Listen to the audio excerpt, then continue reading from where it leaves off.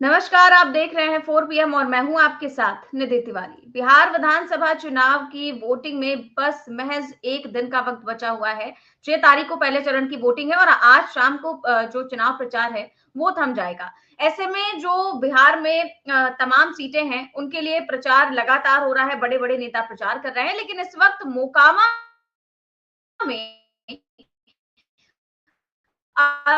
जो एनडीए है वो अपना पूरा जोर लगाए। डिप्टी सीएम सम्राट चौधरी ने भी अनंत सिंह के लिए प्रचार किया, रोड शो किया, लेकिन ललन सिंह और सम्राट चौधरी को बिल्कुल अंदाजा नहीं रहा होगा कि पब्लिक उनको छोड़ेगी नहीं और पब्लिक उनकी क्लास लगा डालेगी, वो भी बीच चौराहे पर। इसके बाद तो सम्राट चौधरी और ललन सिंह को मुंह छुपाकर वहां से भागना पड़ा। क्या कुछ हुआ है इस पर चर्चा करेंगे कि जिसके बाद हाथ जोड़कर मोदी जी के मंत्री ललन सिंह और डिप्टी सीएम सम्राट चौधरी जो है वोट मांगने पहुंचे थे, पर पब्लिक ने उनको ऐसा धोया कि उनको वहां से जाना ही पड़ा। अब ऐसे में ये भी बहुत बड़ी बात है कि हमारे देश में आज भी कुछ जागरूक नागरिक हैं जो आंखों में आंख डालकर न केवल डिप्टी सीएम बल्कि मोदी के मंत्रियों जैसे ताकतवर पद के लोगों से भी सीधा सीधा सवाल पूछते हैं और उनको उन सवालों के जवाब में उनको उनकी पूरी जागरूकता भी है, उस सवाल के बारे में पूरी तरह से जानते भी हैं। इसको लेकर आज हम चर्चा करेंगे और साथ ही साथ इस पर भी चर्चा करेंगे कि जिस प्रकार मोदी जी इन दिनों बिहार में घूम घूम कर कट्टा और दोनाली की बात कर रहे हैं, ऐसे शब्दों का इस्तेमाल करके आरजेडी के जंगल राज को याद दिला रहे हैं।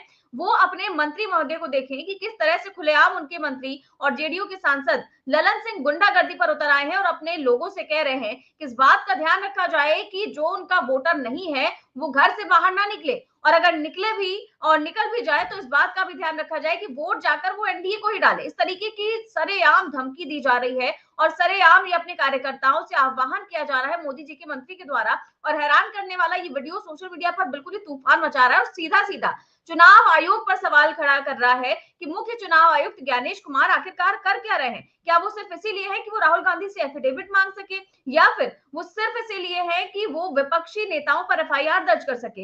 इस प्रकार से जब मोदी जी के मंत्री खुलेआम मंच से अपने कार्यकर्ताओं से आह्वान कर रहे हैं कि वोटरों को घरों में कैद कर दो, तब चुनाव आयोग क्यों इस पर संज्ञान नहीं लेता। इन सारे विषयों को लेकर आज हम चर्चा करेंगे और इस चर्चा में हमारे साथ मौजूद हैं प्रोफेसर अखिल स्वामी सर। सर बहुत बहुत स्वागत है आपका। तो सर डिप्टी सीएम सम्राट चौधरी और जो मोदी जी के मंत्री हैं जिनका विरोध सड़क पर हुआ है उसका वीडियो हम आगे दिखाएंगे, लेकिन सबसे पहले सबसे जरूरी वीडियो हम दिखाते हैं ललन सिंह का, जो अपने कार्यकर्ताओं से क्या आह्वान कर रहे हैं, क्या बोल रहे हैं। सबसे पहले उनका वीडियो दिखाते हैं। एकात्म नेता हर तो चुनाव के दिन उनका घर से निकले मत ही हो, उनका घरे में बात कर दीजिए। आप बहुत अगर हाथ जोड़ तो कही हो कि तू चला हमने के साथ अपन वोट गिरावा और आके घर में जिंदाबाद।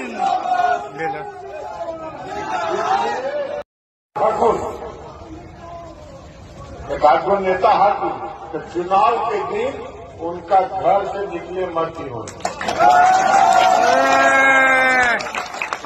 उनका घरे में बात कर दीजिए।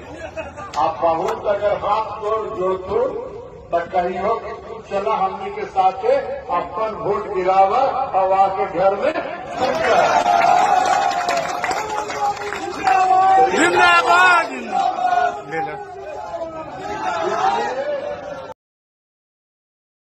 तो ये सर ललन सिंह का वीडियो आपने सुना और वो साफ तौर से कैसे इस देश के चुनाव आयोग की धज्जियां उड़ाते हुए धमका रहे हैं लोगों को और अपनी पार्टी के कार्यकर्ताओं के बीच वो कह रहे हैं कि जहां पर भाजपा का झंडा भी दिखाई दे रहा है कि इस बात का ध्यान रखा जाए कि जो ज्यादा हाथ पैर मार रहे हैं उनको घर से बाहर निकलने ना दे और अगर वो ज्यादा जिद करते हैं या घर से बाहर निकलने की जिद करते हैं, मतलब वोट डालने की जिद करते हैं, तो उनसे कहें कि हमारे साथ चलिए और उनको अपने साथ ले जाना और अपने में वोट डलवा देना।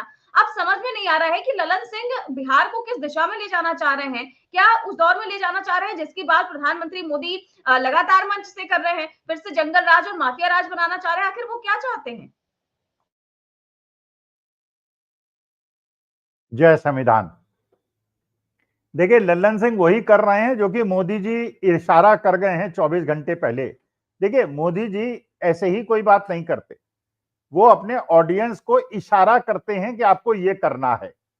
और मोदी जी ने जब कट्टे की बात की थी और हम लोगों ने इसको डिस्कस किया था, तो इसका मतलब ये था कि वो अपने अनुयायियों को कह रहे हैं कि भाई हम चुनाव हार रहे हैं, चुनाव हम जीत नहीं पा रहे हैं, बिहार का भी चुनाव हार रहे हैं और दिल्ली के अंदर भी हमारी सरकार पलटने वाली है, तो अब कट्टे का सहारा लीजिए और कट्टा शब्द का बार बार उपयोग कीजिए। अच्छा, ये बात बिल्कुल पक्की है कि आज की तारीख में लल्लन सिंह नीतीश कुमार से दूर हो चुके हैं और मोदी जी के अनुयायी हो गए हैं। अच्छा, ये बात समझिए, वो केंद्रीय मंत्री हैं, उनकी जिम्मेदारी संविधान के प्रति है। हमारे बाबा साहब भीमराव अंबेडकर के संविधान के अनुसार वोट देने का सबको अधिकार है और बिना किसी डर के अधिकार है। जब लल्लन सिंह ने शपथ ली होगी मंत्री पद की, तो उन्होंने शपथ खाई होगी बिना किसी भय और डर के, सत्य निष्ठा से मैं कसम खाता हूं, ये कहा होगा। अच्छा, हमारे जो चुनाव आयोग है, केचुआ है, उसका क्या लोगो क्या है, उसका मेन थीम क्या है? ज्यादा से ज्यादा चुनाव में लोग प्रतिभागी बने, ज्यादातर लोग वोट डालें और बिना डर के डालें। कम से कम राइटिंग में तो यह है। इसका मतलब यह है कि मोदी जी के इशारे को समझते हुए ललन सिंह, जो अनंत सिंह के सहभागी हैं और अनंत सिंह जैसे व्यक्ति की कन्विंसिंग करने के लिए मोकामा पहुंचे हुए हैं, उन्होंने मोदी जी से हिंट लेते हुए अपने अनुयायियों को आगे चीजें बढ़ा दी। और ऐसे ही चीजें भारतीय जनता पार्टी और एनडीए अपने अनुयायियों को बढ़ाता है। अब देखिए, ट्रोल होने लगेगा और ये कहने लगेंगे कि AK-47 बहुत है अनंत सिंह के पास और आप चिंता मत कीजिए, गोले बारूद की कोई चिंता मत कीजिए, लेकिन इलेक्शन हमको जीतना है। ये इनडायरेक्ट, क्योंकि जो लोकतांत्रिक हवाएं हैं मैं कल कुछ वीडियो देख रहा था मोकामा की और मोकामा बाजार की देख रहा था, मोकामा बाजार की, मेन बाजार की, और वहां जिन लोगों से साक्षात्कार हो रहा था उसमें 70% भूमिहार थे और ये लोग कह रहे थे कि हम लोग भारतीय जनता पार्टी के सपोर्टर थे, लेकिन अनंत सिंह ने केवल गुंडई की है, कोई काम नहीं कराया है। और जो भी काम हुआ है, जब 2004 में सूरबान सिंह वहां पे विधायक हुआ करते थे, सारे खड़ंजे, सारी गलियां, सारी सड़कें उसके जमाने की बनी हुई हैं और ये भूमिहार लोग थे और खुलेआम कह रहे थे दबंगई। भाई, जब वहां अनंत सिंह एक मोकामा का पानी पिया है तो वहां के जो दुकानदार हैं उन्होंने भी मोकामा का पानी पिया है, वो भी उसी टाइप। मेरे को आश्चर्य हुआ कि अनंत सिंह की क्या इतनी अब हनक पट्टी नहीं रह गई है कि लोग बिना डरे हुए। अच्छा, फिर उन्होंने ये भी बताया कि जो अनंत ये ललन सिंह का काफिला आने वाला था वो बाजार के बीच में से आने वाला था। सीआरपीएफ की कई बटालियन लग गई थी बाजार के किनारे किनारे। जब ललन सिंह को पता चला कि वहां उनका विरोध होगा, काले झंडे दिखाए जाएंगे, तो एक चौराहे से मुड़ के उस रास्ते से चले गए जिस रास्ते में न मकान है न दुकान है। अच्छा, आपने ये भी देखा, अभी वो गई हैं स्मृति ईरानी वहां रोड शो करने, अगर आप उसके वीडियो दिखा पाए, मैंने स्मृति ईरानी और उम्मीदवार के अलावा 20 लोग गाड़ी के आसपास नहीं है, जबकि नॉर्मली एक कैंडिडेट के आसपास 250-300 लोग तो उसके सपोर्टर ही होते हैं। और दूसरी तरफ प्रियंका गांधी, राहुल गांधी का देखिए, तो इस बार की लड़ाई वास्तविकता में गोडसे और गांधी की लड़ाई है।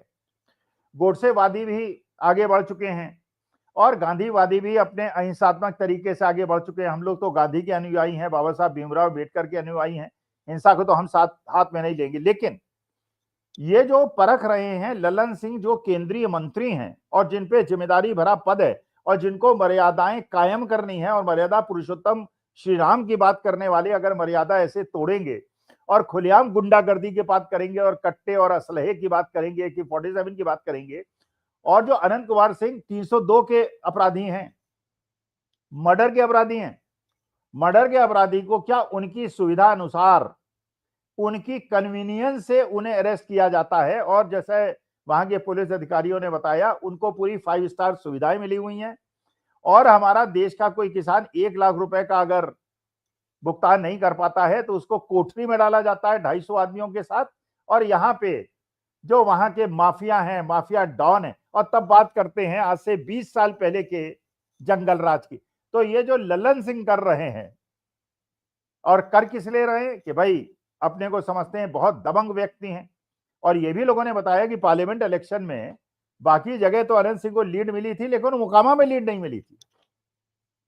और मोकामा के अंदर इस बार सूरबान, ये मैंने मीटिंग भी देखी, तेजस्वी यादव की भी मोकामा के अंदर मीटिंग देखी और बाजार वालों की प्रतिक्रिया देखी और वहां के पुलिस अधिकारियों से जो मेरी बात हुई, ये पक्की बात है कि मोकामा में अनंत सिंह इस बार बुरी तरह से चुनाव हार रहे हैं और सूर्यवंशी सिंह बुरी तरह से चुनाव जीत रहे हैं।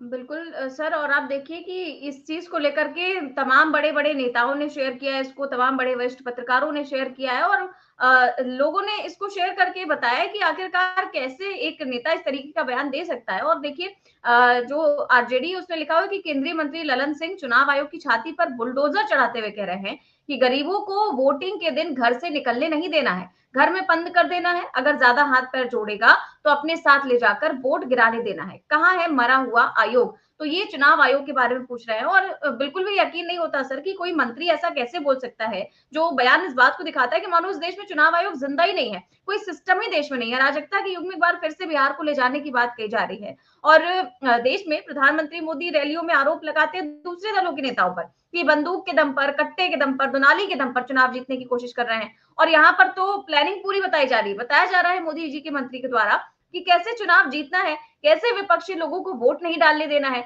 उनके साथ क्या करना है, कैसे उनको कमरे में बंद करना है, कैसे ले जाकर के वोट डलवाना है। तो समझ में नहीं आता कि क्या चुनाव आयोग को इसके बाद भी कोई और सबूत चाहिए क्या?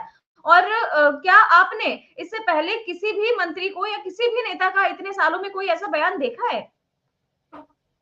भाई निधि, पहली बात तो यह है कि जंगल राज नहीं, ये जंगल राज की बात नहीं है। अब तो लोग बिहार की कह रहे हैं ये राक्षस राज है।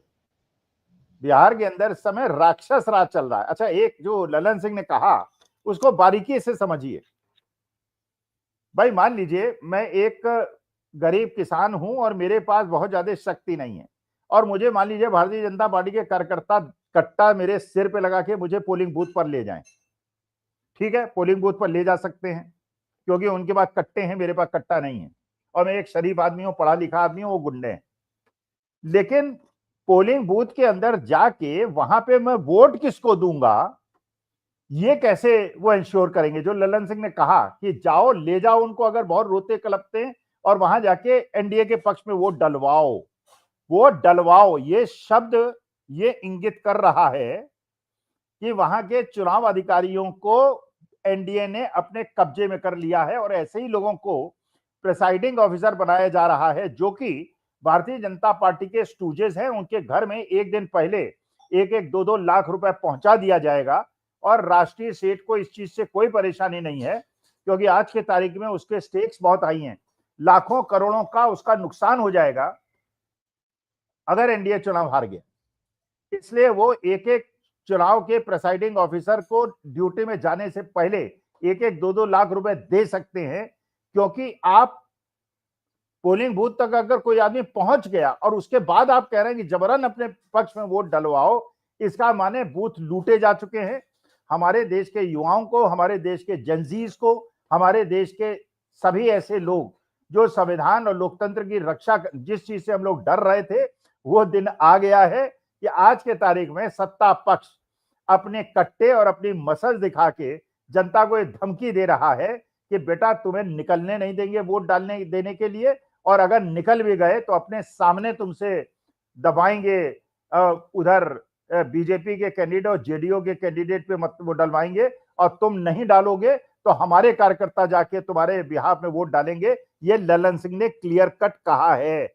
और अगर चुनाव आयोग, मैं जानता हूं चुनाव आयोग कोई कार्रवाई नहीं करेगा, अब ये राहुल गांधी को, तेजस्वी यादव को और दीपांकर भट्टाचार्य को, मुकेश सैनी को और आईपी गुप्ता को सोचना है ये चुनाव में गुंडागर्दी का खुला आह्वान हाईएस्ट लेवल से आ चुका है, मंत्रियों से आ चुका है, और कट्टे और बारूद और गोली का डर दिखा के ऐसे लोग जो अल्पसंख्यक हैं या दलित हैं, उनको ये मैसेज दिया जा रहा है कि वोट के दिन अपने घर से मत निकलना।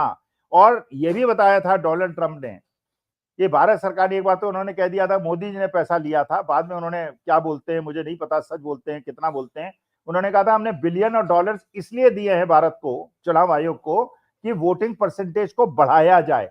तो एक तरफ पैसा ले रहे हो वोटिंग परसेंटेज बढ़ाने का, और दूसरी तरफ केंद्रीय मंत्री खुलेआम धमकी दे रहे हैं कि लोगों को वोट मत डालने दो।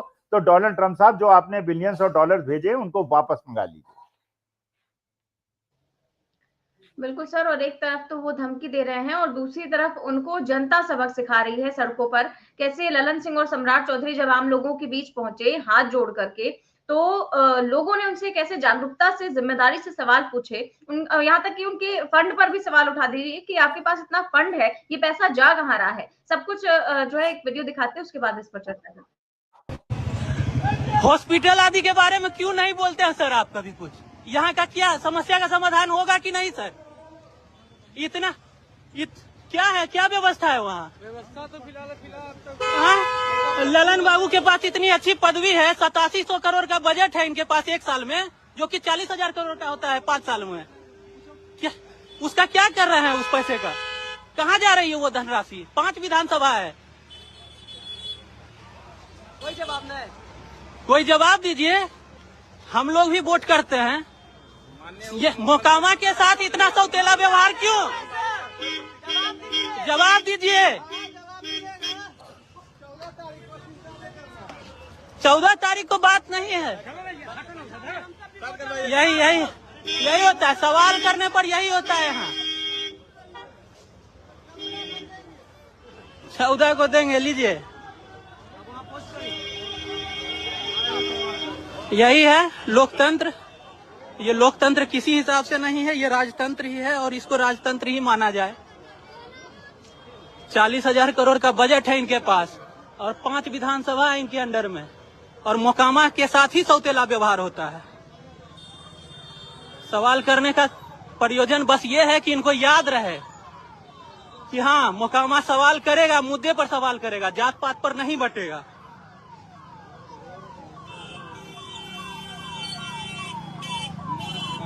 लीजिए, यहाँ एम्बुलेंस आपको दिख रहा है, लेकिन मोकामा में कितने ही लोग अस्पताल की कमी के कारण मर गए और उनके बारे में कुछ नहीं हुआ। लीजिए, राष्ट्र करिए जिंदाबाद जिंदाबाद।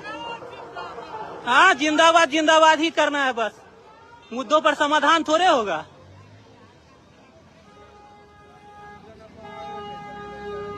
प्रणाम मोकामा। तो सर आप देखिए कि एक जो नागरिक है वो कैसे जागरूकता भरा है और एक मतलब कितना ज्यादा जागरूक है, और ललन सिंह और सम्राट चौधरी से सीधे सवाल पूछ रहा है, सामने से पूछ रहा है कि ये बजट कहाँ जा रहा है, उसका आप कर क्या रहे हैं, कहाँ जा रही है वो धनराशि। और ये होता है तब जब नेता से आंख में आंख डालकर पब्लिक सवाल पूछती है और नेता के पास कोई जवाब नहीं होता है तो चुपचाप वहां से निकल जाते हैं। ललन सिंह और अनंत सिंह, जो ललन सिंह है वो अनंत सिंह के लिए प्रचार कर रहे हैं, ये तक कह रहे हैं कि उनके खिलाफ साजिश हो गई है, पूरी संयोजित तरीके से उनको फंसाया गया है, अब जनता को अनंत सिंह बनकर चुनाव लड़ना, ये सारी बातें खूब डायलॉगबाजी कर रहे हैं। ऐसे भारी भरकम बातें बोलकर आते हैं, लेकिन जब उनके सामने जनता उनसे हिसाब मांगती है तो वहां से निकल जाते हैं। अब समझ में नहीं आता सर कि अगर उनके पास सवालों का जवाब नहीं था तो कम से कम उनसे बात तो करते, ये तो कहते कि अगले 5 साल हमें दीजिए, हम कोशिश करेंगे, कम से कम आप एड्रेस तो करते। लेकिन ये तो वहां अनसुना करके निकल गए। इनके लिए तो जैसे लगता है कि एक शोर शराबा है, लेकिन क्या आपको लगता है कि पब्लिक अगर ऐसे जागरूक हो गई तो इनका निकलना मुश्किल हो जाएगा? भाई देखिए, उस बच्चे ने जो प्रश्न पूछा, ऐसा प्रश्न तो सब लोगों को पूछना चाहिए, सत्ता पक्ष से, किसी भी पार्टी का सत्ता पक्ष हो। अच्छा, इस बच्चे ने कहा राजतंत्र है, ये राजतंत्र नहीं है, गुंडा तंत्र है। अच्छा, आप देखिए इस वीडियो में जरा ध्यान से देखिएगा। निधि सेंट्रल मिनिस्टर हैं, लोकल मेंबर ऑफ पार्लियामेंट हैं, कितने लोग आपको जीप के आसपास दिखाई पड़ रहे हैं? माने जीप के आसपास अगर 100 लोग दिखाई पड़ रहे हैं, उनसे 70 तो सुरक्षा कर्मी हैं और 30 लोग ऐसे होंगे जो जीप का ठेका दे रखा होगा, ले रखा होगा। जैसे एक बार हुआ था कि एक मंत्री जी को सुनने के लिए 2 लोग आए और लोगों ने कहा कि बाकी लोग तो नहीं है, आप तो बड़े निष्ठावान है, पार्टी के कार्यकर्ता, आप क्यों बैठे हुए हैं? कहने लगे साहब इसलिए बैठे हैं कि दरी का ठेका हमारा है, दरी उठा के हमको ले जाना है।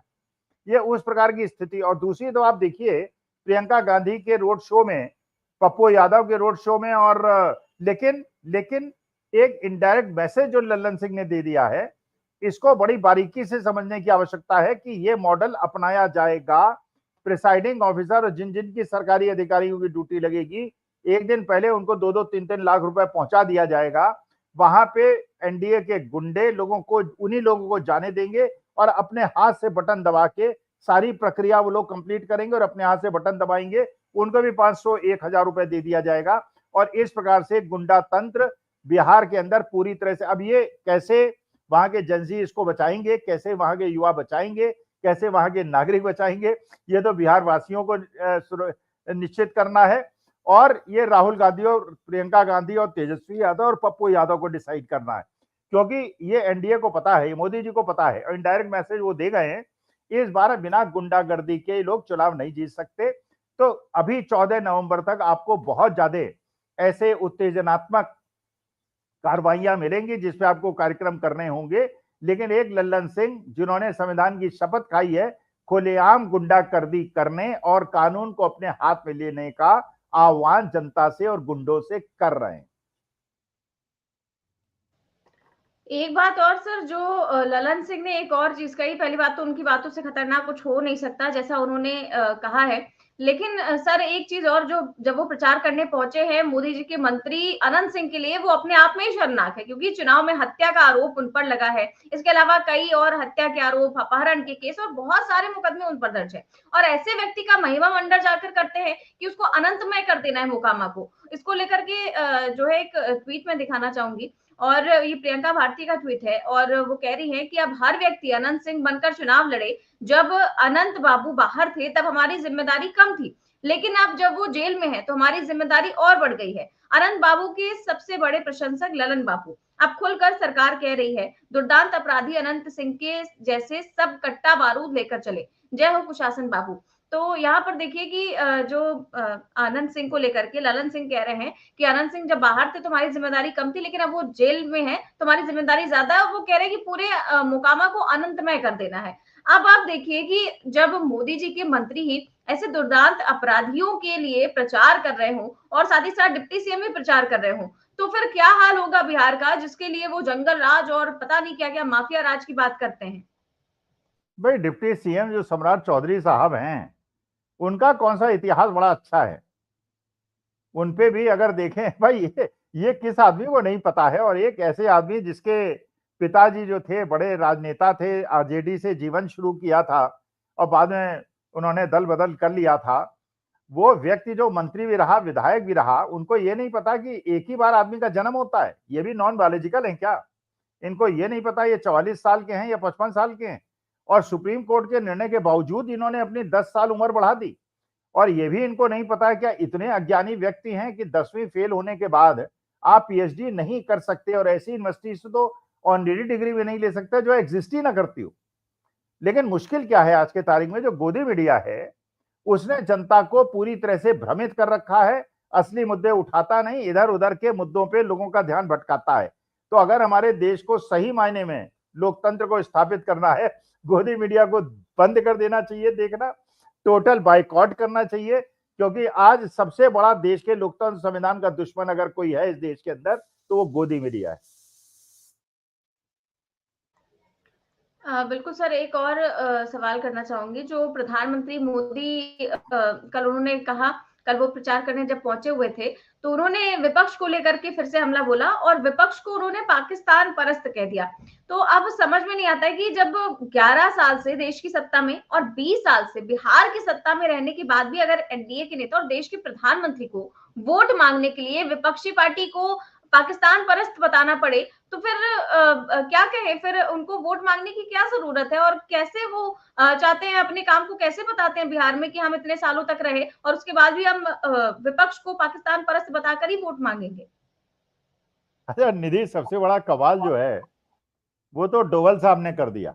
डोवल साहब ने एक स्टेटमेंट दिया, और ये भारतीय जनता पार्टी के लोग भी करते रहते हैं, और आप इनका ध्यान दीजिएगा, कितने हजारों नेता ये कहते हैं। वो क्या कहते हैं, जब से मोदी जी सत्ता में आए हैं देश के अंदर आतंकी हमला विदेशी शक्तियों द्वारा बंद हो गया है, बंद हो गया है। जरा रीड बिटवीन द लाइंस, ये डोवल साहब कह रहे हैं, चीफ सिक्योरिटी एडवाइजर, कि भारत के ऊपर जब से मोदी जी आए हैं आतंकी हमले बंद हो गए हैं। तो भैया पुलवामा क्या था, पहलगांव क्या था, पूरी क्या, इसका मतलब ये है वो पाकिस्तान ने नहीं कराए थे क्या? वो आतंकी हमले नहीं थे क्या? वो क्या प्रायोजित हमले थे? ये खुद ही अपने मुंह से chief security, national security adviser कह रहे हैं। तो पहली बात तो ये। दूसरी बात, पाकिस्तान से क्रिकेट खेलने के लिए क्या राहुल गांधी ने कहा था या पंडित जवाहरलाल नेहरू ने कहा था?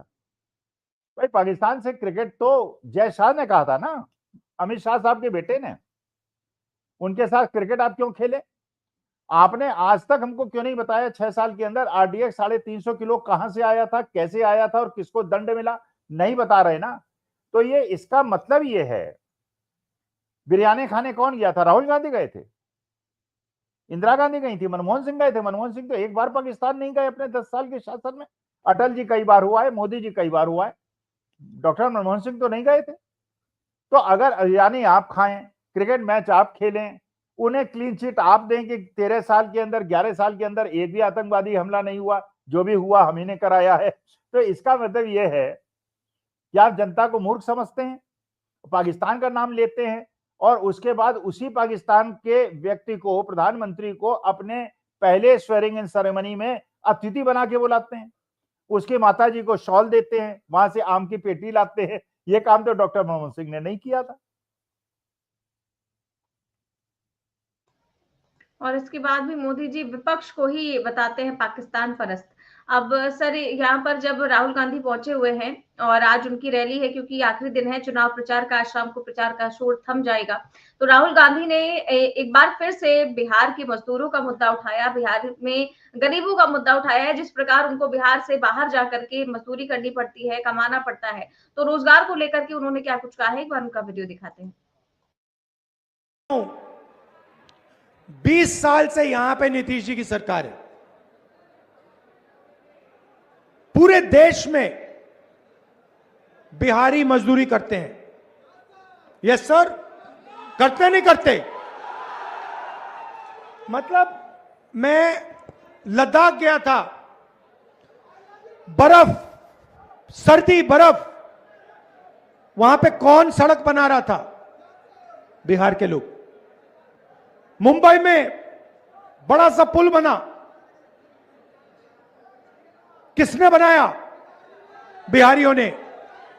वो जम्मू कश्मीर में बड़ी से बड़ी टनल बनी, किसने बनाई? बिहारियों ने। असम में सड़क बनती है, कौन बनाता है? बिहारी बनाते हैं।